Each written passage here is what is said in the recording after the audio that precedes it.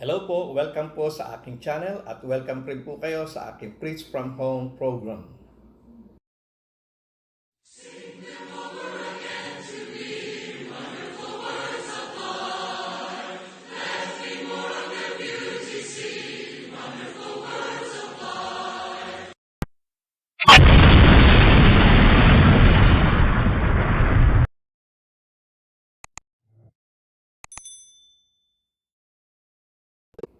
Narito na po tayo sa chapter 12 ng The Gospel of Jesus Christ according to John. At babasahin po natin yung verse 1. Ganito po ang ating mababasa. 6 days before the Passover, Jesus came to Bethany where Lazarus lived, whom Jesus had raised from the dead. So dito ay pumunta si Jesus doon sa Bethany kung saan nakatira po si Lazaro, na kung saan ito pong si Lazaro ay binuhay niya mula sa mga patay. At nabanggit dito, 6 days before the Passover. Ano po yung Passover? Ito po ay isa sa mga kapistahang sineselebrate ng mga Hudyo. At ito ay isang mahalagang kapistahan para sa kanila. Ito ay pag-ala-ala doon sa pagliligtas ng Diyos sa bansang Israel mula sa pagkaalipin sa bansang Ehipsyo. At ang kasaysayan ay tungkol doon kay Moses na kung saan ay isinugo ng Diyos upang hilingin kay Parao na palayain ang mga Israelita. Pero matigas po ang kalooban ni Parao, kaya binigyan siya po ng Diyos ng 10 salot, no, 10 plagues.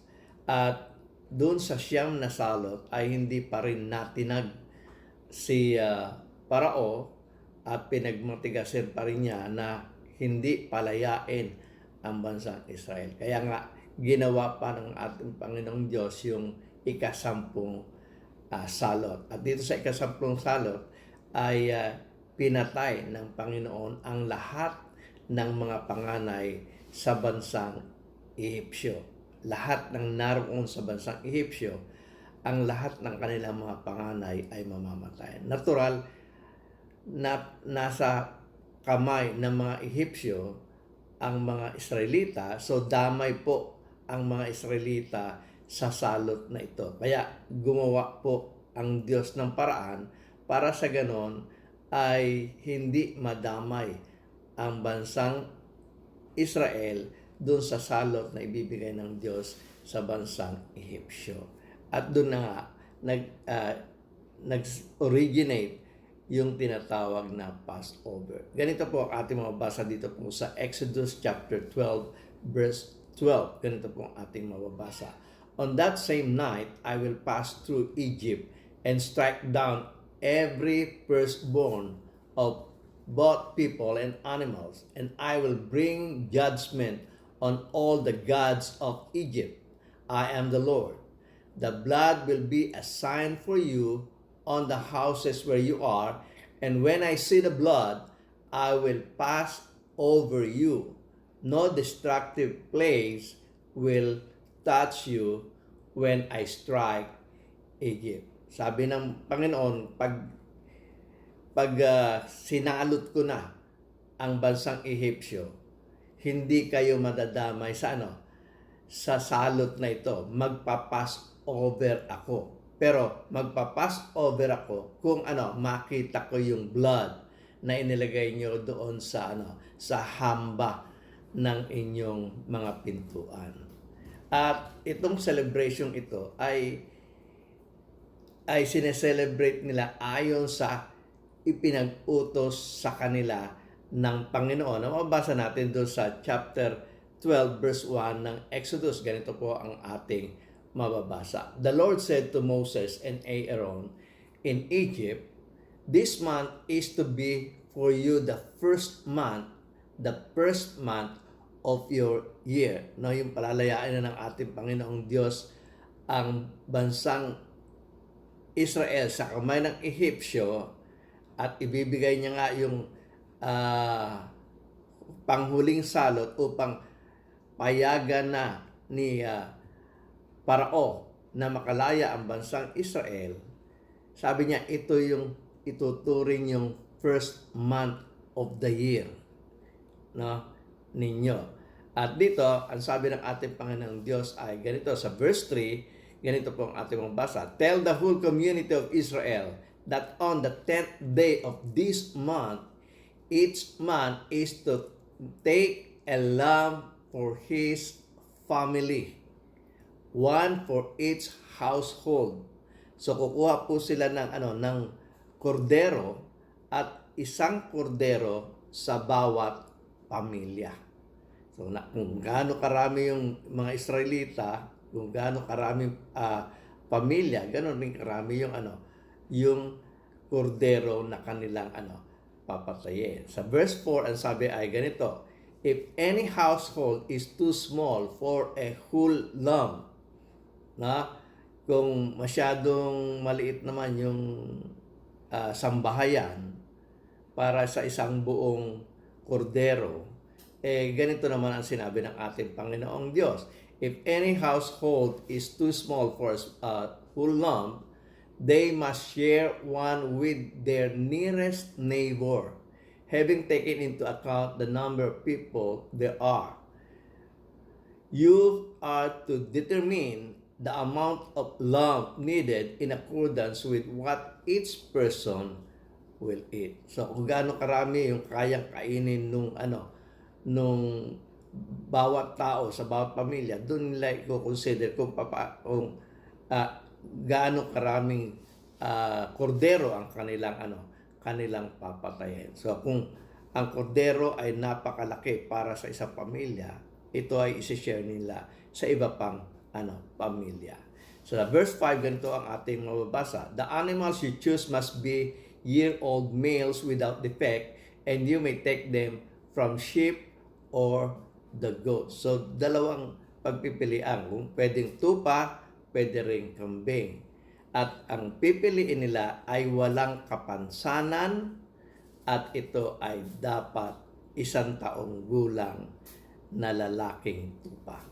So, merong mga kondisyon, merong mga guidelines ang ating Panginoong Diyos na ipinagagawa sa kanila na dapat nilang sundin. Sa verse 6, ganito ang ating mabasa. Take care of them until the 14th day of the month, when all the members of the community of Israel must slaughter them at twilight.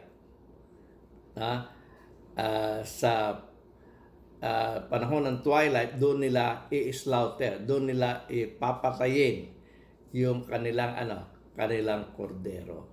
Sa verse 7, ganito ang ating mabasa. Then they are to take some of the blood and put it on the sides and tops of the door frames of the houses where they eat the lamb. So, kung saan nila kakainin yung kordero na ipinag-utos sa kanila ng Diyos na kanilang ihandog, ay lalagyan nila yung bahay ng dugo ng kordero doon sa door frames, doon sa hamba ng pintuan, dito sa side at doon sa dalawang side at isa sa itaas. At sa verse 8 ang sabi, at the same night they are to eat the meat roasted over the fire, along with bitter herbs and bread made without yeast. Sasamahan po nila ito ng mga mapapait na mga herbal, at sasamahan rin po nila ng pagkain kasabay ng mga tinapay na walang libadura. Sa verse 9, ganito ating mabasa, do not eat the meat raw or boiled in water, but roast it over the fire with the head, legs, and internal organ. So walang masasayang doon sa kordero, lahat yun ay susunugin sa apoy. Hindi dapat kainin ng hilaw o hindi dapat kainin na inilaga, pinakuluan sa tubig. Kinakailangan ito ay isinalang sa apoy o ito ay iniihaw sa apoy. At sa verse 10 and 11, ganito ating mabasa. Do not leave any of it till morning. If some is left still morning, you must burn it. This is how you are to eat it, with your cloak tucked in your belt.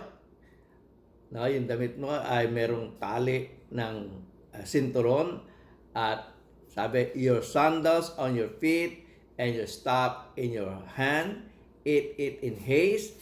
It is the Lord's Passover. Sabi niya, dapat nakatali ang inyong sinturon, dapat nakasuot kayo ng inyong tsinelas, dapat hawak niyo ang inyong tungkod at kainin niyo ito ng mabilis. At sabi, ito ang Lord's Passover.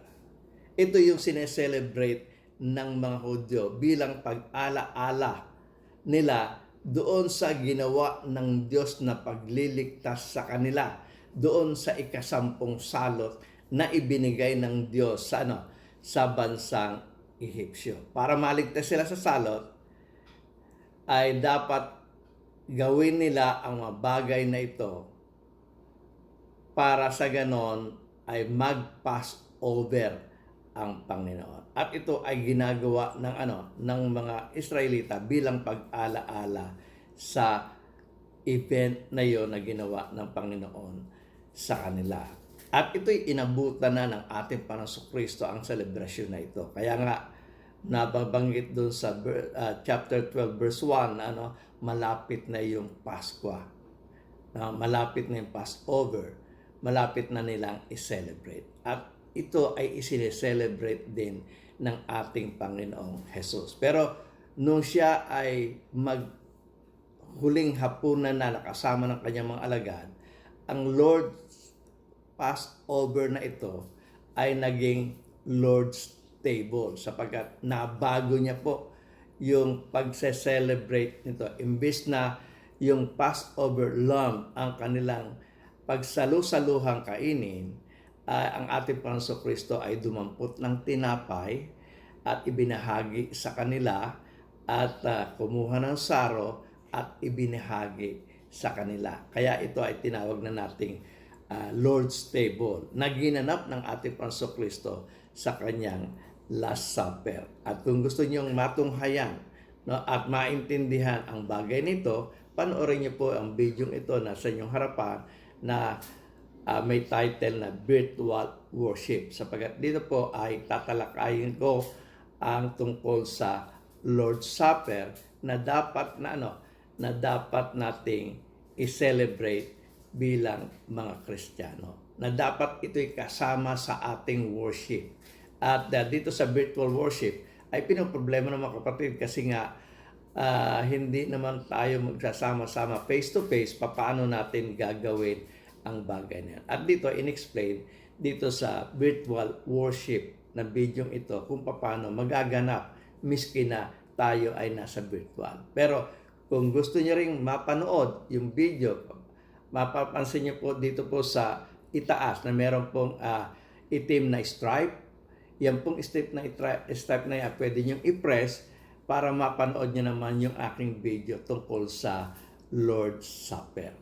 So, dalawang video po ito. Isang video na andito sa baba, ito po yung virtual worship, at yung isang video ay nando sa taas, at ito po yung Lord's Supper. So, mamimili lang po kayo sa dalawa kung ano po yung inyong panoorin o pareho nyong panoorin. So, tayo po ay pupunta na doon sa chapter 12 ng John. At babasahin na po natin yung verse 1. Ganito po ating mababasa. 6 days before the Passover, Jesus came to Bethany, where Lazarus lived, whom Jesus had raised from the dead. Verse 2, sabi po ng banal na kasulatan ay ganito. Here a dinner was given in Jesus' honor.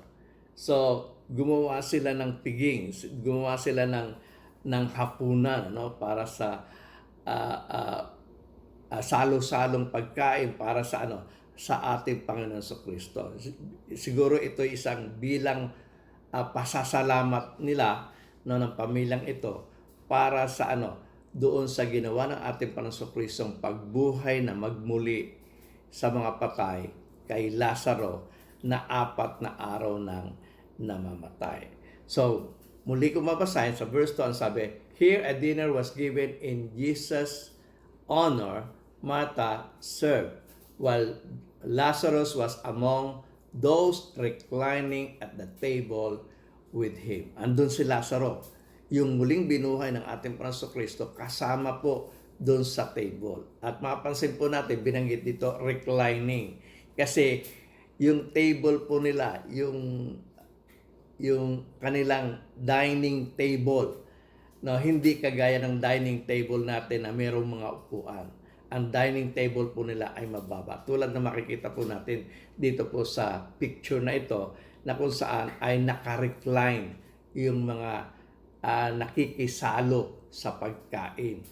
Na kapag meron pong kainan at hinanda na po ang table, hindi po tayo uupo doon sa ating upuan. Kung sa kanila, no, sa panahon nila, sila ay naka-recline doon sa gilid na ng table, sapagkat mababa lang po yung table. Naalala niyo, kung nakikita niyo, kung nanonood kayo ng mga pelikula ng Korean o ng Japanese, na yung kanilang table ay mababa. Ganon rin po sa panahon ng ating Panginoon Kristo, mababa ang table at doon po sila nagre-recline. Sa verse 3, ganito po ang ating mababasa.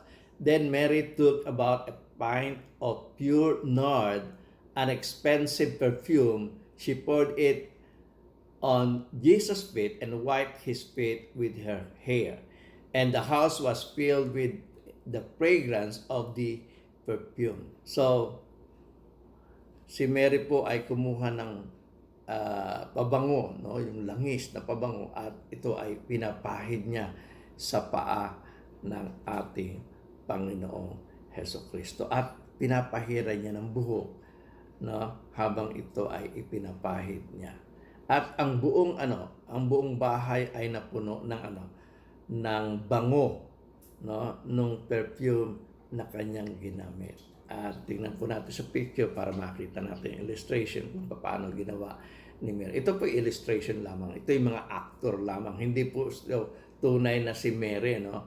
Ito ay picture lamang para lamang magkaroon ng illustration tayo doon sa ginagawa ni Mary na pagpapahid ng langis. So, sa verse 4, ganito po ang ating mababasa. But one of his disciples, Judas Iscariot, who was later to betray him, objected, no? Umangal, tumutol si Judas. At sabi sa verse 5 ay ganito, why wasn't this perfume sold and the money given to the poor? It was worth a year's wages.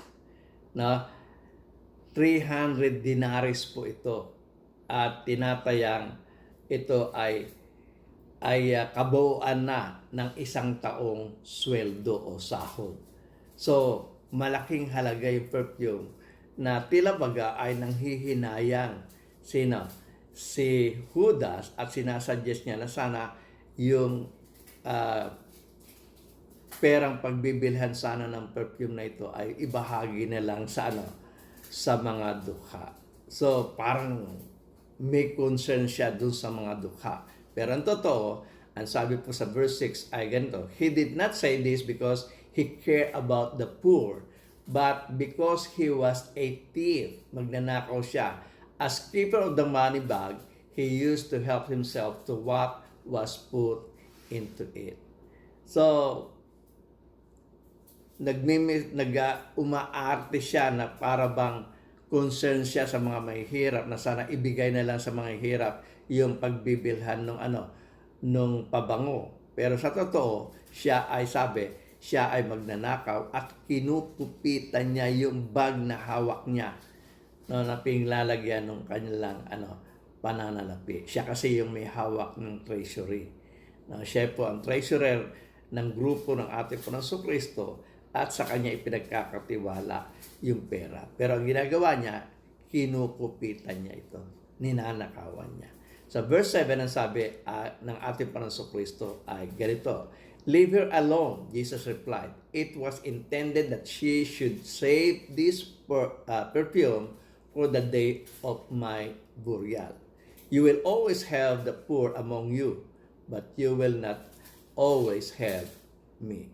So, hindi naman nangangahulugan na anti-poor ang ating Panginoon Kristo. Katunayan, maabagin siya sa lahat ng mga tao at tumutulong siya sa lahat ng mga tao. Pero sa pagkakataong ito, ay pinoprophesy na niya at sinasabi niya na in advance na siya ay mamamatay, ililibing at muling mabubuhay. Pero ito hindi pinapansin ng mga apostol at ng kanyang mga alagad ng kanyang ito ay sabihin. Sinabi niya na nga, isi-save ito ni Martha para sa aking burial.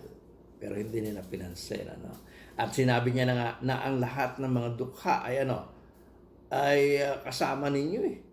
Lagi niyo magiging kasama yan. Pero ako ay sandaling panahon na lang, hindi niyo na ako makakasama. Sa verse 9, ay ganitong ating mabasa. Meanwhile, a large crowd of Jews found out that Jesus was there and came not only because of him, but also to see Lazarus, whom he had raised from the dead. So, nung mabalitaan ng maraming mga Hudyo na naandun siya sa bahay ni Martha, nagdagsa sila doon, pumunta rin po sila doon. Hindi para makita si Jesus, kundi makita si Jesus at makita rin nila na yung katibayan ng pagbubuhay na magbuli sa mga patay, si Lazaro na binuhay niya sa mga patay.